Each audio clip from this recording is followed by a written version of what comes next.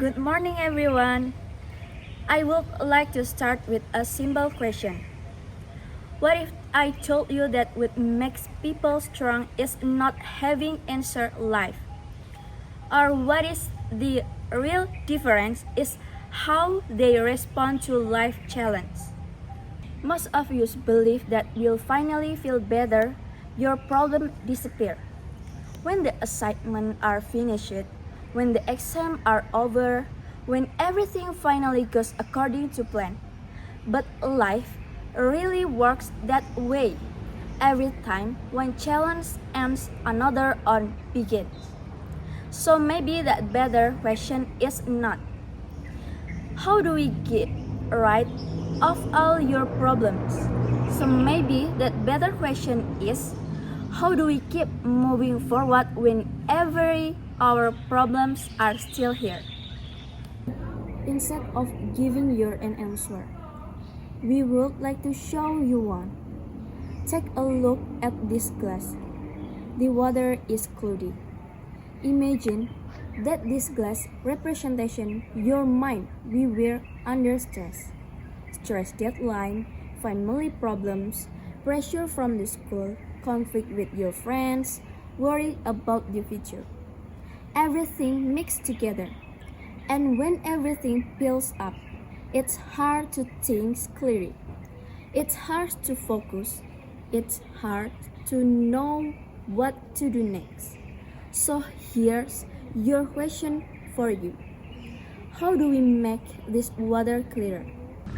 When someone is stressed, people often say, just relax, don't think about it, stay positive. If only it were that simple. Stress affects both our mind and our bodies. When we're overwhelmed, our brains focus on survival instead of clear thinking. That's why it's harder to concentrate, harder to stay, harder to make good decisions. And sometimes even small problems begin to feel much bigger than they really are. But here's something interesting. What makes stress feel heavier isn't always the problem itself. Sometimes it's believing that we have to carry everything alone. For example, we stay silent, we hide our feelings, and we think asking for help is a sign of weakness. But the longer we leave stress unmanaged, the cloudier our thought becomes. Just like this glass, the water is still there, but we can't see through it anymore. So the question becomes, what can actually help us cope? Let's go back to our glass. Watch carefully. We are not pouring the cloudy water out. We are not replacing the glass. We are simply adding the clean water, little by little and slowly. The water begins to clear. This is what healthy coping mechanism looks like. Coping doesn't mean making your problem disappear. It means giving yourself healthier ways to deal with them.